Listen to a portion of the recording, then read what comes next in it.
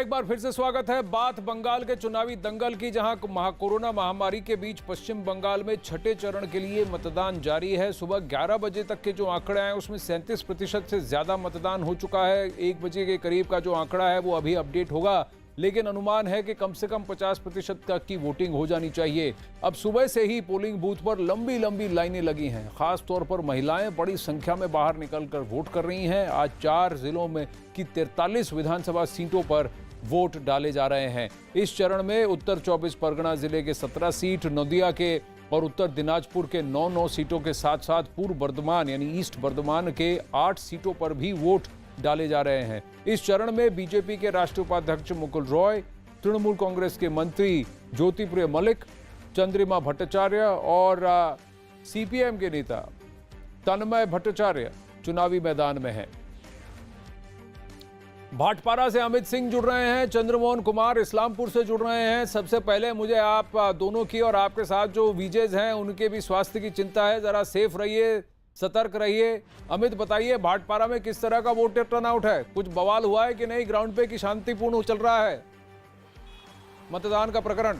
देखिए आनंद, बिल्कुल आनंद, 2019 लोकसभा चुनाव के बाद भाटपाड़ा हो या फिर बैरकपुर संसदीय क्षेत्र हो जिसमें 7 विधानसभाएं हैं, और ये सब 2019 लोकसभा चुनाव के बाद यहीं पर सबसे ज्यादा हिंसा हुई थी, वायलेंस हुई थी, हत्याएं हुई थी, और इसी वजह से जो है चुनाव आयोग ने अपना कमर कस लिया था। और शायद इसी वजह से क्यूआरटी टीम लगातार सड़कों पे है और छिटपुट घटनाएं जरूर हुई हैं। बीजपुर विधानसभा जहां से मुकुल रॉय के बेटा सुप्रांशु चुनावी मैदान में है, बीजेपी के उम्मीदवार हैं, वहां पर तो वोटिंग शुरू भी नहीं हुई थी। 7 बजे 6:30 बजे ही टीएमसी के कार्यकर्ताओं और बीजेपी के कार्यकर्ताओं के बीच झड़पे की खबरें आई थी। स्वरूप नगर से वहां से खबरें आई। आमडंगा विधानसभा जहां पर मैं मौजूद हूँ, यहाँ से इसके बगल वाला जो है आमडंगा विधानसभा है, वहां से झड़पें आई थी। लेकिन छिटपुट घटनाएं जिस तरीके से जो यहाँ से अगर बात करें, जो बीते विधानसभा चुनाव में जिस तरीके से बमबाजी होती थी, जिस तरीके से गोलियां चलती थी, वैसी कोई घटना नहीं हुई, क्योंकि चुनाव आयोग ने जो तैयारी की थी, जो एक कंपनियों को सड़कों पर छोड़ दिया, जो क्यूआरटी टीम लगातार जिस तरीके से पेट्रोलिंग कर रही थी, उसके वजह से लोगों जो हैं वो घरों से बाहर निकले। और जिन लोगों से मेरी सुबह से बात हुई है आनंद, उन सभी लोगों का यही कहना था कि वो वोट कर रहे हैं हिंसा के खिलाफ। वो नहीं चाहते कि आने वाले सालों में हिंसा हो उनके इलाके में, वो सुख चैन की जीवन व्यतीत कर पाए। इस वक्त जिस जहां पर मैं हूं, मैं एक बार आपको यहाँ की तस्वीरें एक बार दिखा देना चाहता हूँ आनंद। देखिए ये पोलिंग बूथ है, और यहाँ पर देखिए मैं सबसे पहले तो यहाँ पर काउंट करके आपको बता दूं कि जितने यहाँ पर पैरामिलिट्री फोर्सेस के जवान है बूथ के बाहर, 1 2 3 4 5 6, ये 6 जो है यहाँ पर मौजूद है इस वक्त। इसके अलावा अगर यहाँ पर लगातार इस सड़क से जो है क्यूआरटी की जो वैन, क्विक रिस्पांस टीम की जो टीम है वो लगातार यहाँ पर पेट्रोलिंग कर रही है। तो इस वजह से जो है इस बार जो इस बैरकपुर विधानसभा ले या फिर बैरकपुर के लोकसभा क्षेत्र के जो 7 विधानसभाएं हैं, यहाँ पर कुछ उस ये तो दिनेश त्रिवेदी और अर्जुन सिंह का गढ़ माना जाता है, खासकर अर्जुन सिंह का गढ़ माना जाता है। लेकिन तृणमूल कांग्रेस की तरफ से जो एक्टर है भट्टाचार्य, उनका कहना है कि भाई मैं नया हूं, लेकिन अब की बार यहां अर्जुन सिंह नहीं, तृणमूल का वर्चस्व होगा, मैं जीतूंगा यहां से, वो उनका कहना है। एक विधानसभा सीट से वो लड़ रहे हैं, लेकिन यहां पर देखना पड़ेगा कि तृणमूल कांग्रेस के लिए कितना आसान या मुश्किल होता है, क्योंकि अब तो दिनेश त्रिवेदी भी तृणमूल से बाहर हो चुके हैं और उन्होंने अपना समर्थन अर्जुन सिंह के लिए ऑलरेडी जता दिया है। वहीं चंद्रमोहन इस्लामपुर में है, बताइए वहां पर ग्राउंड सिचुएशन कैसा है? चंद्रमोहन, आप सेफ हैं, आपके साथ विजय जो हैं, आप भी सेफ रहिए। कोरोना हर जगह फैल रहा है, आप जरा प्लीज प्रोटोकॉल्स फॉलो कीजिए। लेकिन क्या मतदान जो है भारी मात्रा में हो रहा है इस्लामपुर? बिल्कुल, देखिए हम इस्लामपुर में मौजूद हैं और आपको सीधी तस्वीर हम दिखाने की कोशिश करेंगे, जहां पर ये पांजीपाड़ा ग्राम पंचायत है। और तस्वीरों में भी आप साफ तौर पर देख सकते हैं कतारें जो हैं वो छोटी नहीं हो रही हैं। और अब तक जिन बूथों पर मैं गया हूं, वहां पर कहीं भी आपको 100 से कम महिलाएं और पुरुष कतार में नजर नहीं आ रहे हैं। तो लोगों में यहां पर खासा उत्साह देखने को मिल रहा है। जब लोग सुबह से घर से निकलते हैं और बूथ पर पहुंचकर फिर वोट देकर वापस हो जाते हैं। कहीं ना कहीं लोगों के मन में इस बात को लेकर निश्चिंता का भाव है कि इस बार जो सीपीएमएफ की तैनाती हुई है उसकी वजह से कहीं ना हिंसा और हंगामा की खबरें आई हैं और ना ही किसी तरह की झड़प की खबरें आई हैं। ऐसे में लोग आराम से घर से, कहीं ना कहीं लोगों के मन से इस बात को लेकर भय निकल गया है कि अगर वो बूथ तक पहुंचेंगे तो उनके साथ किसी तरह का खतरा हो सकता है। तो लोग निश्चिंत भाव से अभी बूथ तक पहुंच रहे हैं और आप तस्वीर साफ तौर पर देख सकते हैं, महिलाओं की कतार जो है ना वो काफी लंबी दिखाई दे रही है। चाहे सुबह से मैं जिस भी बूथ पर गया हूं, भले पुरुष की कतारें कभी बड़ी होती है कभी छोटी हो जाती हैं, लेकिन महिलाएं सुबह से घर से निकलती हैं और बूथ तक पहुंचकर यहाँ पर वोटिंग करके और फिर वापस जा रही हैं। पर एक चीज है चंद्रमोहन, ये एक बात जरूरी है कि जो बूथ ऑफिसर हैं वो कोविड प्रोटोकॉल्स को बहुत स्ट्रिक्टली फॉलो करें। जो भी वहां पर बिना मास्क के दिखे उन्हें वापस भेज दिया जाए, बूथ के बाहर भेज दिया जाए, और जब तक मास्क न लगाएं तब तक वहां पहुंचे नहीं। सोशल डिस्टेंसिंग रखें, बेखौफ बेफिक्र होकर वोट करें, मतदान करें, लेकिन सजग सतर्क होकर मतदान करें, क्योंकि ये कोरोना जो है, ये महामारी जो है, वो किसी को कहीं पर भी अपनी चपेट में ले सकती है और बंगाल में भी ये फैल रहा है। जरूरत यह है कि हम भी लोगों को ये कहें कि जब मतदान देने आए तो जरूर मास्क पहनकर आएं और booth officers in Covid protocols को इंप्लीमेंट करें और वो भी सख्ती से करें। क्योंकि कुछ मैंने तस्वीरें देखी, आपके पीछे भी कुछ लोग हैं, ज्यादातर अधिकांश लोगों ने मास्क लगाया हुआ है, दूरी बना के रखें, लेकिन कुछ चिपक रहे हैं, कुछ लोग मास्क लगाए बिना घूम रहे हैं, महिलाएं भी हैं और कुछ युवा भी हैं वहां पर। आपके पीछे चंद्रमोहन तस्वीरों में मैंने देखा। मैं वापस आपकी ओर रुख करता हूं। भारी मतदान के बीच कहीं कहीं हिंसा की खबरें भी आ रही हैं, जैसा अमित सिंह बता रहे थे। उत्तर 24 परगना में झड़प और फायरिंग की खबरें दिखी तो उत्तर दिनाजपुर में बम फेंकने की घटना सामने आई। उत्तर 24 परगना में बीजेपी और तृणमूल कांग्रेस के कार्यकर्ताओं में जमकर झड़प भी हुई। ये मतदान शुरू होने से पहले हुआ, अमित बता रहे थे, जिसके बाद पुलिस ने कई कार्यकर्ताओं को हिरासत में भी लिया। अब वहां उत्तर दिनाजपुर में एक घर के ऊपर ताबड़तोड़ फायरिंग से इलाके में दहशत भी फैल गई। अब वहीं पूर्व बर्दवान जिले के प्रतापपुर जो दंगा है, प्रतापपुर दंगा पड़ा, इस इलाके में तृणमूल कांग्रेस के नेता अरूप मीदिया पर वोट के दौरान पुलिस कर्मियों को धमकाने का आरोप लगा है। बताया गया है कि कुछ लोग मतदान केंद्र के पास एक दुकान पर भीड़ लगा रहे थे, तभी पुलिस वाले उन्हें वहां से हटाने गए। इस पर तृणमूल कांग्रेस के नेता पुलिस कर्मियों को धमकाने लगे। आरोप है कि उन्होंने पुलिस वालों को यह कहकर धमकाया कि तृणमूल कांग्रेस की दोबारा सरकार बनने का अंजाम भुगतना होगा।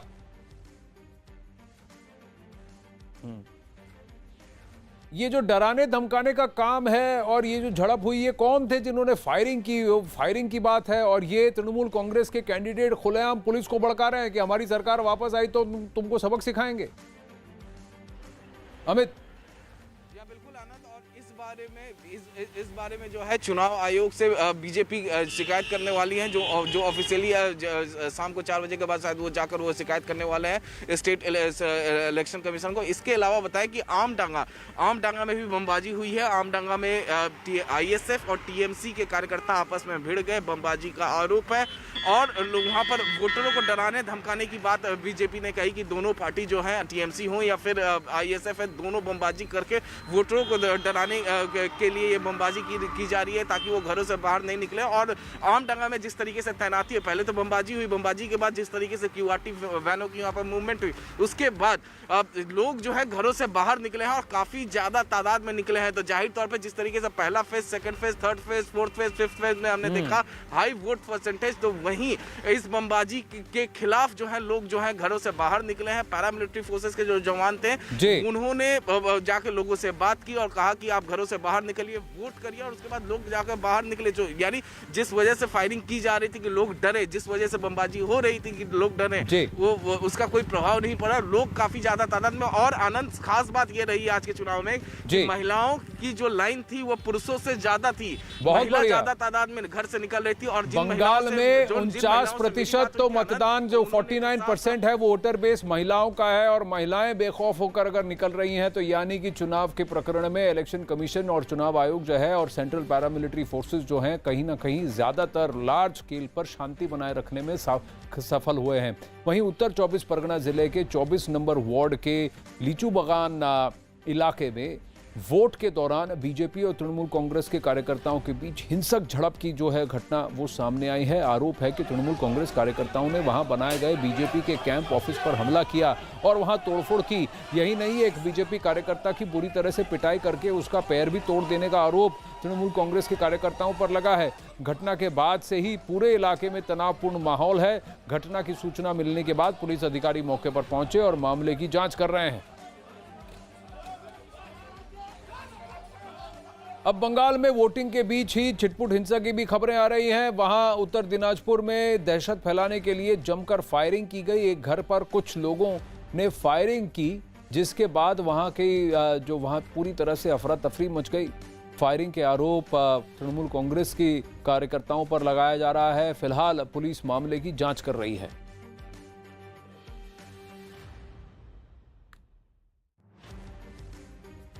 उत्तर दिनाजपुर के चोपड़ा विधानसभा के इस खूनिया इलाके में कल देर रात जमकर फायरिंग हुई है और इस घर पर भी गोली के अभी भी निशान हैं और लोग दहशत में, तस्वीरों में भी आप साफ तौर पर देख सकते हैं। और यहाँ पर पुलिस की एक टीम पहुंची है जो पूरे मामले की जांच कर रही है। तस्वीरों में भी आप साफ तौर पर देख सकते हैं, यहाँ पर अभी भी गोली के निशान हैं और जो बंगाल पुलिस के अधिकारी हैं वो यहाँ पर पहुंचे हुए हैं और ये निशान इकट्ठा कर रहे हैं। तस्वीरों में भी आप साफ तौर पर देख सकते हैं और घर में भी जो गोली चली है उसके निशान अभी भी मौजूद हैं। और ये जो दरवाजा है, ये दरवाजा छेदते हुए किस तरह से गोली दूसरे तरफ उस दीवार पर पहुंचा, ये भी तस्वीरों में भी आप साफ तौर पर देख सकते हैं।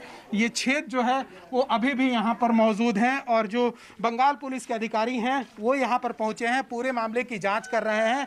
तस्वीरों में भी आप साफ तौर पर देख सकते हैं। और जो घर और इस इलाके के रहने वाले लोग हैं वो अभी भी दहशत में हैं और जो लोग भी, जैसे ही यह जानकारी मिली उसके बाद इस आसपास के रहने वाले लोग इकट्ठा हो गए और उसके बाद लोग काफी भयभीत है। न्यूज 18 इंडिया पर खबरों का सिलसिला जारी है। कोरोना से जुड़ी एक बड़ी ब्रेकिंग न्यूज आ रही है सुप्रीम कोर्ट से। देश में कोरोना के बिगड़ते हालात पर सुप्रीम कोर्ट ने स्वतः संज्ञान लेते हुए केंद्र को नोटिस भेजकर जवाब मांगा है। कल इस मामले में सुनवाई होगी। इस केस में वरिष्ठ वकील हरीश साल्वे को कोर्ट ने सलाहकार यानी अमाइकस क्यूरे नियुक्त किया है। एहतशाम खान की खबर है कि सुप्रीम कोर्ट ने ऑक्सीजन की सप्लाई, दवाओं की सप्लाई, वैक्सीनेशन और लॉकडाउन जैसे मुद्दे पर केंद्र सरकार से एक नेशनल प्लान मांगा है।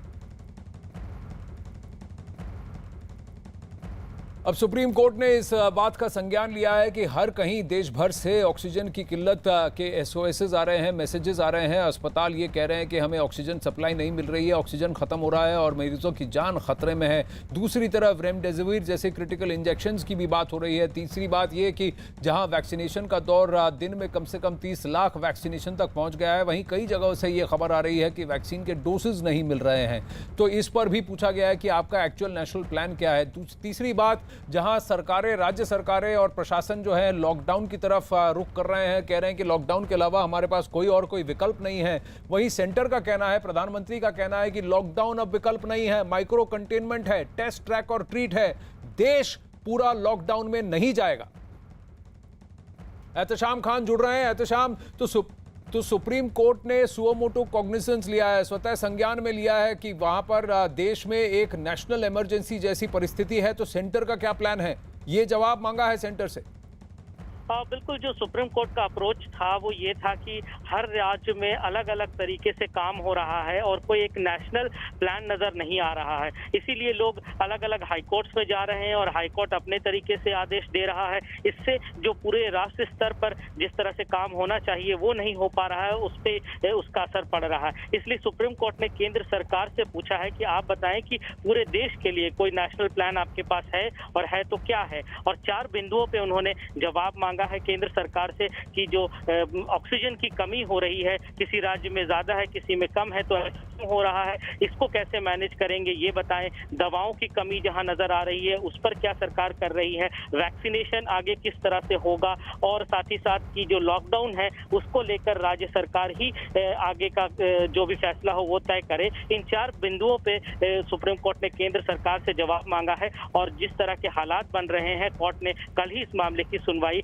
की तारीख रखी है और कल इस पर सबसे पहले इसी पर चर्चा होगी कोर्ट में। जी एहतशाम, धन्यवाद आपके अपडेट के लिए। अब इसी बीच बीजेपी के अमित मालवीय ने कांग्रेस और कांग्रेस शासित राज्यों पर केंद्र की सलाह ना मानने का आरोप लगाया है। अमित मालवीय ने ट्वीट करके जानकारी दी कि कोरोना की दूसरी लहर के बारे में केंद्र ने राज्यों को सचेत कर रहने और कोरोना से जंग लड़ने की कई सलाह भी दी, लेकिन कांग्रेस शासित राज्यों ने केंद्र की सलाह पर अमल नहीं किया। अपनी ट्वीट में उन्होंने लिखा कि कोरोना की दूसरी लहर के तहत राज्यों को केंद्र ने जनवरी 2021 में ही कोरोना से लड़ने और उसकी दूसरी लहर के बारे में आगाह कर दिया था। बाद में कई सलाहकारों के साथ सलाह मशवरा भी किया, लेकिन कांग्रेस और कांग्रेस शासित राज्यों ने ऐसा कुछ नहीं किया। अब वहीं दिल्ली में ऑक्सीजन का कोटा बढ़ाने के लिए मुख्यमंत्री अरविंद केजरीवाल ने केंद्र सरकार और हाई कोर्ट का शुक्रिया अदा किया है। उन्होंने बताया कि दिल्ली को 700 टन ऑक्सीजन की रोजाना जरूरत थी। केंद्र ने इससे पहले 378 टन तय किया था, लेकिन अब 480 टन तक बढ़ा दिया है। साथ ही केजरीवाल ने सभी राज्य सरकारों से कोरोना संकट में मिलकर लड़ने का अनुरोध किया है।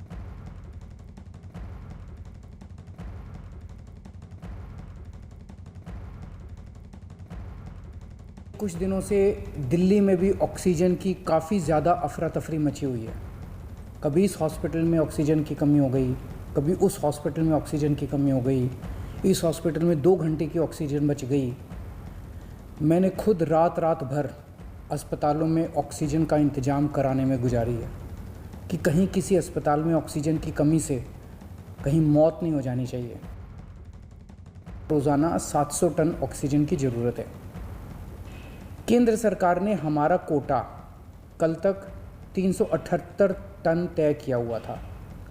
ये कोटा कल शाम को बढ़ा के 480 टन कर दिया है केंद्र सरकार ने। इसके लिए हम केंद्र सरकार के बहुत आभारी हैं। हालांकि हमें अभी और भी काफ़ी ऑक्सीजन चाहिए, लेकिन केंद्र सरकार ने जितना भी बढ़ाया है उसके लिए हम उनका बहुत शुक्रिया अदा करते हैं।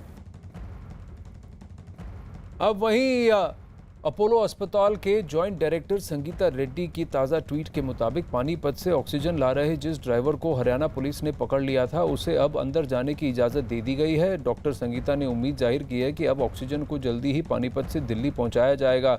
इससे पहले डॉक्टर संगीता ने हरियाणा पुलिस पर बड़ा आरोप लगाया और उन्होंने बताया कि पानीपत के प्लांट से ऑक्सीजन का जो सिलेंडर दिल्ली के लिए भेजा जा रहा था, उसे हरियाणा पुलिस ने रोक दिया। उन्होंने पीएमओ के साथ साथ रक्षा मंत्री राजनाथ सिंह और पीयूष गोयल को टैग किए गए एक ट्वीट में तुरंत कार्रवाई की मांग भी की थी। अपने ट्वीट में डॉक्टर संगीता ने लिखा था कि ड्राइवर को बस अंदर जाने दिया गया है और उम्मीद है कि जल्द ही ऑक्सीजन के साथ साथ बाहर भी भेज दिया जाएगा। जैसा कि मैंने ट्वीट किया, आईओसीएल में एयर लिक्विड पानीपत संयंत्र के गेट के बाहर एक ऑक्सीजन टैंकर है और उसे अंदर नहीं ले जाया जा रहा है। हरियाणा पुलिस इसे रोक रही है और ऑक्सीजन को हरियाणा से बाहर नहीं जाने दे रही है। तत्काल हस्तक्षेप की आवश्यकता है। अब डॉक्टर संगीता रेड्डी के बाद दिल्ली के मुख्यमंत्री अरविंद केजरीवाल ने राजधानी के अस्पतालों में ऑक्सीजन की बढ़ती किल्लत के मद्देनजर केंद्र के ऑक्सीजन सप्लाई के लिए हरियाणा सरकार को सुगम रास्ता मुहैया करवाने का आग्रह किया है। इस बारे में मुख्यमंत्री अरविंद केजरीवाल ने एक ट्वीट करके इस आग्रह की जानकारी साझा की। अपने ट्वीट में अरविंद केजरीवाल ने लिखा, मैं केंद्र सरकार और हरियाणा सरकार से आग्रह करता हूं कि कृपया ऑक्सीजन वाहनों को सुगम मार्ग प्रदान करें।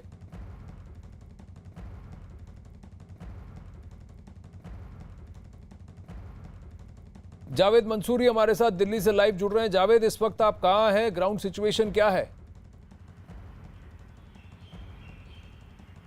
देखिए, आज दिल्ली में मुद्दा सिर्फ ऑक्सीजन ही है। मुख्यमंत्री अरविंद केजरीवाल ने ही प्रेस कॉन्फ्रेंस करके वही बात आनंद उठाई थी जो आप अभी बता रहे थे हमारे दर्शकों को कि जो ऑक्सीजन है कुछ राज्यों में रोकी जा रही है। ये सुनिश्चित किया जाए कि ऑक्सीजन को एक रास्ता मिले ताकि सुचारू रूप से दिल्ली के अस्पतालों में ऑक्सीजन पहुंचती रहे। तो सबसे बड़ा जो संकट है वो दिल्ली में फिलहाल ऑक्सीजन का ही नजर आ रहा है, क्योंकि बीती रात भी दिल्ली हाई कोर्ट में सुनवाई होती रही 10 बजे के बाद तक, और आज भी खुद मुख्यमंत्री अरविंद केजरीवाल आज सामने आए। इससे पहले सत्येंद्र जैन ने भी ये बात रखी। सत्येंद्र जैन ने यहाँ तक कहा कि दिल्ली के कई हॉस्पिटल ऐसे थे जहाँ ऑक्सीजन लगभग खत्म हो गई। दिल्ली के मुख्यमंत्री अरविंद केजरीवाल ने साफ कहा कि उनको ऑक्सीजन का कोटा बढ़ाया जरूर गया, लेकिन जो कोटा उनका है वो ऑक्सीजन समय से नहीं पहुंच पा रही, क्योंकि केंद्र ये जी। तय करता है कि कौन से राज्य से ऑक्सीजन का दिल्ली जाएगी। जी, लेकिन सारे इन ट्रक्स का जियो टैगिंग हो रहा है, इनका मॉनिटरिंग हो रहा है, वो भी गृह मंत्रालय कर रहा है स्वास्थ्य मंत्रालय के साथ मिलकर। कुछ शायद दिक्कतें आए और जैसे जैसे इन इश्यूज को हाईलाइट किया जा रहा है, उसको एड्रेस भी किया जा रहा है। प्रधानमंत्री और गृह मंत्री ने खुद मनोहर लाल खट्टर जी से बात भी की है कि हरियाणा के अंदर जो ऑक्सीजन की किल्लत है और आसपास के इलाकों में हरियाणा से जो ऑक्सीजन सप्लाई होनी चाहिए वो सब सुगम तरीके से ठीक से होना चाहिए। अब इस वक्त की बड़ी खबर दिल्ली से आ रही है। दिल्ली के स्वास्थ्य मंत्री सत्येंद्र जैन ने दावा किया है कि 3 दिनों से दिल्ली में ऑक्सीजन की कमी है। उन्होंने बताया कि कल रात कई अस्पतालों में ऑक्सीजन खत्म हो गई थी। कल दिन में भी दिल्ली के कई अस्पतालों में ऑक्सीजन की कमी होने का हड़कंप मच गया था, लेकिन थोड़ी देर बाद ऑक्सीजन की सप्लाई से हालात कुछ हद तक सुधरे। लेकिन सत्येंद्र जैन के मुताबिक रात में एक बार फिर से अस्पतालों में ऑक्सीजन खत्म होने जैसी परेशानी बढ़ गई। आईसीयू बेड्स की बिल्कुल दिक्कत है। केंद्र सरकार से भी हमने रिक्वेस्ट की हुई है। मुझे लगता है जल्द ही वो 700-800 बेड आईसीयू के देंगे। हमने उनसे डिमांड की है कि भी 7000 बेड हमारे को केंद्रीय अस्पतालों में दीजिए। अभी उन्होंने 2000 के आसपास दिए हुए हैं, तो हमारी डिमांड है कि भाई 2-1 हफ्ते के लिए दे दे, दिल्ली का ये काम चल जाएगा। सर, मेकशिफ्ट अरेंजमेंट में क्या चेंज आया है? कुछ बेड्स बढ़ाने की बात? बिल्कुल बढ़ाए जा रहे हैं, परंतु दिल्ली में देखो पिछले 3 दिन से ऑक्सीजन की बहुत गंभीर समस्या चल रही है। कल सेंट्रल गवर्नमेंट ने एलोकेशन बढ़ाई है।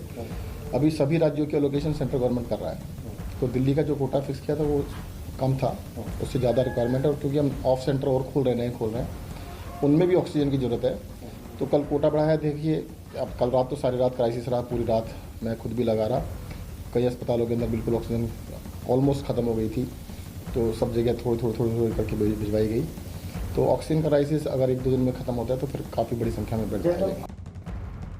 अब पूरे देश में कोरोना का कोहराम जारी है। कोरोना के आज जो आंकड़े सामने आए हैं उन्होंने दुनिया के सारे रिकॉर्ड तोड़ दिए हैं। एक दिन में करीब 3.25 लाख नए कोरोना मरीज मिले हैं भारत में, जो देश में ही नहीं बल्कि पूरी दुनिया में एक दिन में नए मरीजों का अब तक का सबसे बड़ा आंकड़ा है। इससे पहले इसी साल 8 जनवरी को अमेरिका में एक दिन में 3,13,000 नए मामले सामने आए थे। इतना ही नहीं, देश में कोरोना से होने वाली मौतों ने भी पुराने रिकॉर्ड तोड़ दिए हैं। एक दिन में देश में 2104 लोगों ने कोरोना की वजह से दम तोड़ दिया। हालांकि तमाम बुरी खबरों के बीच एक अच्छी खबर यह है कि पिछले 24 घंटों में 1,80,000 के करीब लोग कोरोना को मात देकर स्वस्थ भी हो गए हैं। कोरोना के बढ़ते आंकड़ों के मुताबिक देश में पॉजिटिविटी रेट 19% पहुंच चुका है। अब वहीं कोरोना से महाराष्ट्र के हालात बिगड़ते नजर आ रहे हैं, जिसे देखते हुए राज्य की उद्धव ठाकरे सरकार ने इस बीमारी को फैलने से रोकने के लिए लगाई गई पाबंदियों को और भी सख्त कर दिया है। सरकार ने ब्रेक द चेन के तहत सख्त नियमों की घोषणा की है, जो अब 22 अप्रैल से यानी आज रात 8 बजे से 1 मई सुबह 7 बजे तक लागू होगी। नए नियमों के मुताबिक एक दूसरे जिलों और शहरों में आने जाने पर पाबंदी लगा दी गई है। सरकारी दफ्तरों में सिर्फ 15% स्टाफ ही आ सकेंगे। लोकल ट्रेनों, मेट्रो और बसों में आम आदमी यात्रा नहीं कर सकेंगे। सार्वजनिक वाहनों का इस्तेमाल सिर्फ जरूरी सेवाओं में शामिल लोग ही कर सकेंगे। अब कोई भी शादी समारोह सिर्फ एक हॉल के अंदर होगा। कोई भी समारोह 2 घंटे से ज्यादा नहीं चलेगा और उसमें 25 से ज्यादा लोग शामिल नहीं होंगे। कोई भी परिवार अगर इन नियमों को तोड़ता हुआ पाया गया तो उस पर 50,000 का जुर्माना लगाया जाएगा।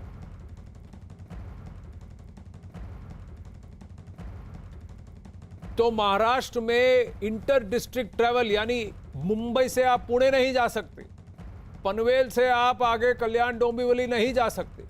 हर जगह आपको, आप जहां हैं आपको वहीं रहना पड़ेगा। आज रात को 8 बजे से लेकर 1 मई के सुबह 7 बजे तक अब लॉकडाउन के नियम और भी सख्त कर दिए गए हैं। ब्रेक द चेन की मुहिम है। लेकिन क्या लॉकडाउन जवाब है या लोगों की लापरवाही पर शिकंजा कसना जवाब है? ये बहुत बड़ा सवाल है उद्धव ठाकरे और कई और राज्य मंत्रियों के लिए। दिल्ली के उप मुख्यमंत्री मनीष सिसोदिया प्रेस वार्ता कर रहे हैं, आइए चलते हैं। कराने की कोशिश कर रहे हैं, वो हमने कराया है, लेकिन इंटरनल अरेंजमेंट तो सिर्फ और सिर्फ बहुत मेकशिफ्ट अरेंजमेंट 2-3 घंटे के लिए हो सकता है, उससे ज्यादा हो नहीं सकता। दिल्ली के सरकारी अस्पताल और बड़े प्राइवेट अस्पताल हैं, उसमें भी ऑक्सीजन अगेन कहीं 4 घंटे की है, कहीं 2.5 घंटे की है, कहीं 18 से 20 घंटे की है। कहीं किसी में 24 घंटे या 11 घंटे की है, बाकी सब में तो 4-6 घंटे, 10 घंटे, 8-10 घंटे की ऑक्सीजन बची हुई है। सवाल यह है कि जब कल बहुत अच्छे से केंद्र सरकार ने अलोकेशन बढ़ा दिया दिल्ली का, बाकी राज्यों के भी अलोकेशन तय कर दिए, और जब देश में यही नियम लागू है कि केंद्र सरकार तय करेगी कि किस राज्य को कितनी ऑक्सीजन मिलनी है, तो फिर कुछ राज्य, और मैं नाम लेकर स्पेसिफिक बोलूं तो हरियाणा और उत्तर प्रदेश की सरकारें इस तरह का व्यवहार क्यों कर रही हैं, जैसे कि हरियाणा और दिल्ली और उत्तर प्रदेश का आपस में झगड़ा है। ये समय, जैसा मुख्यमंत्री जी ने भी कहा, आपस में झगड़ने का नहीं है, पूरे देश को इकट्ठे होकर लड़ने का है। अब हरियाणा, परसों जब मैंने प्रेस कॉन्फ्रेंस की थी उस वक्त ये था कि उत्तर प्रदेश में मोदी नगर में उत्तर प्रदेश पुलिस और उत्तर प्रदेश के अधिकारियों ने वहां से डिलीवरी नहीं आने दी। कल उत्तर प्रदेश से सुचारू सिस्टम चला तो हरियाणा के अधिकारी वहां के प्लांट्स में जाके बैठ गए, उन्होंने वहां से नहीं जाने दी। हरियाणा के पानीपत के ऑक्सीजन के प्लांट से, जो एयर लिक्विड का प्लांट है, वहां से रात को 3 बजे तक ऑक्सीजन नहीं निकलने दी दिल्ली की, 12 बजे तक, और जब जाके 12 बजे वो अधिकारी हटे उसके बाद में निकली है।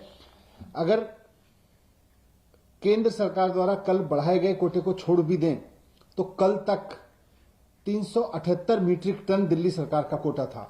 इस 378 मीट्रिक टन में से उत्तर प्रदेश और हरियाणा के अधिकारियों के और वहां की पुलिस की दादागिरी की वजह से केवल 177 मीट्रिक टन ही कल उठ पाया, 177 मीट्रिक टन उठ पाया, जो कि 378 मीट्रिक टन उठना चाहिए था, क्योंकि जहां से उठना था, जहां से ऑक्सीजन उठनी थी, वहां पे पुलिस और वहां के अधिकारी आके बैठ गए, वहां के सीनियर अधिकारी आके बैठकर उन्होंने वहां दिल्ली के लिए ट्रक को एंटर ही नहीं करने दिया। आज भी यही स्थिति बनी हुई है हरियाणा और उत्तर प्रदेश दोनों में।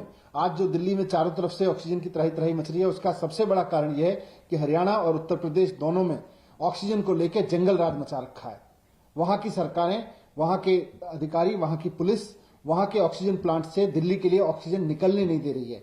हमारे अधिकारियों ने वहां के सीनियर अधिकारियों से बात की है, भारत सरकार के इंटरवेंशन में भी मैंने बात करने की कोशिश की है, लेकिन वहां जमीन पे स्थिति नहीं बदल रही है। हमारे टैंकर्स बाहर खड़े हुए हैं, उनको अंदर नहीं जाने दिया जा रहा है। केवल हरियाणा के प्लांट में हरियाणा के टैंकर्स को अंदर जाने दिया जा रहा है। मेरी केंद्र सरकार से हाथ जोड़ के गुजारिश है कि इस समय जिस दरिया दिली से और जो बहुत व्यवहारिक समझ के साथ में आपने दिल्ली का कोटा बढ़ाया था हमारी रिक्वेस्ट पे, उतने कोटे की ऑक्सीजन हमको मिल सके, इसलिए आपसे रिक्वेस्ट है कि आप इसमें भी इंटरवीन करें कि हरियाणा या उत्तर प्रदेश की जो सरकारें या वहां की जो पुलिस है, वहां के एडमिनिस्ट्रेटिव अधिकारी हैं जो ट्रक्स को नहीं घुसने दे रहे हैं, इसमें भी आपको इंटरवीन करना पड़ेगा। उसके बिना हो नहीं पाएगा। नहीं तो इस वक्त जो त्राही त्राही दिल्ली के अस्पतालों में मची हुई है, थोड़ी देर में या कुछ समय बाद उसमें लोगों को बचाना मुश्किल हो जाएगा। हॉस्पिटल्स के लिए भी, हॉस्पिटल्स भी कहां तक मेकशिफ्ट अरेंजमेंट से काम चलाएंगे, या सरकार भी आपस में मेकशिफ्ट अरेंजमेंट करके कहां से काम चलाएगी, अगर हरियाणा और उत्तर प्रदेश के प्लांट से ऑक्सीजन उठने ही नहीं दी जाएगी। तो ये मेरा रिक्वेस्ट है कुल मिला के आपसे। अब क्योंकि पुलिस वहां की इस्तेमाल हो रही है दूसरे दिल्ली को ऑक्सीजन रोकने में, तो केंद्र सरकार से मेरा रिक्वेस्ट है कि भले ही आपको पैरामिलिट्री फोर्सेज लगानी पड़े, भले ही आपको ऑक्सीजन टैंकर के साथ में पैरामिलिट्री फोर्सेज लगा के उन प्लांट्स में ऑक्सीजन भरवानी पड़े, लेकिन ये आपको इंटरवीन करना पड़ेगा, वरना बहुत मुश्किल हो जाएगा संभालना। और ऑक्सीजन को लेके जो जंगल राज पिछले 3 दिन से चल रहा है वो और आगे बढ़ेगा और स्थिति बहुत भयानक हो सकती है। Thank you.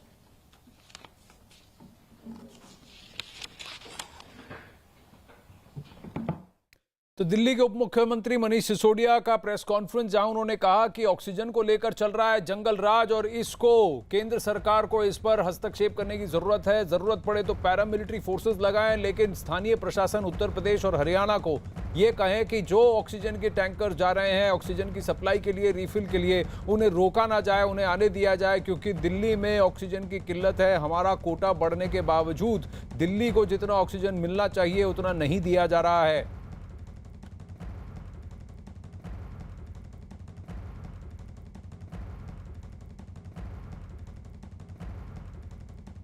ज़रूरत है साथ चलने की, ज़रूरत है साथ मिलकर काम करने की, ज़रूरत है कि जितनी हमको ज़रूरत, जितना हमारी आवश्यकता है, जितनी हमारी आवश्यकता है उतना ही हम संसाधन का प्रयोग करें और शेयर करें, तभी हम साथ मिलकर इस आपदा से पार पा पाएंगे।